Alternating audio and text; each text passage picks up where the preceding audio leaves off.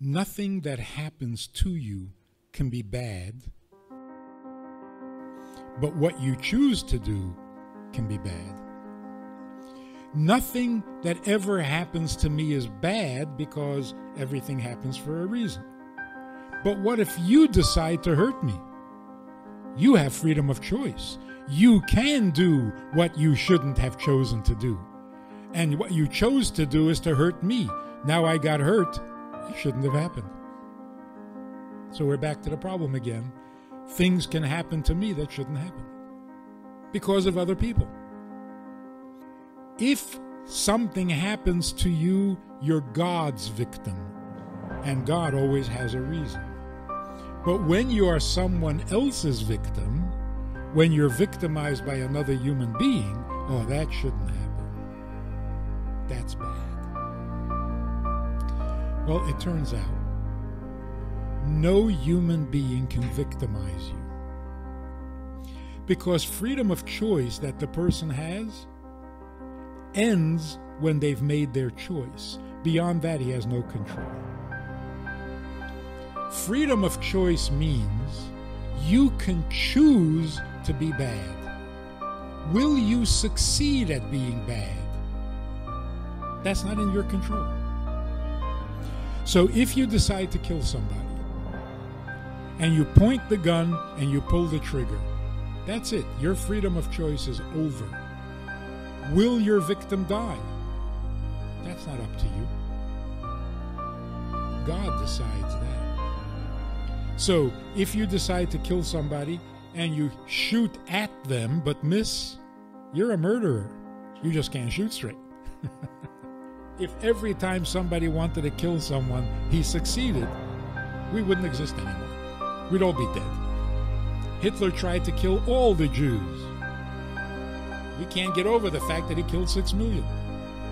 But that's not what he set out to do. So why didn't he succeed? Because you don't get to decide how successful you are. You only choose what you want, which means you are never the victim of someone else's choice. Even when you try to hurt yourself. Some guy decides to kill himself. He goes up to the 87th floor of the Empire State Building. True story. And he jumps out the window. But the wind up there is very strong. It blew him back against the building, and he landed on the windowsill of the 86th floor. Had a really bad headache. So you see, he had freedom of choice. Chose to kill himself. Not today. Ain't gonna happen. Because God decides the outcome of your choice. You are never the victim of another human being. Joseph's brothers sold him into slavery. He turned out to be the viceroy of Egypt.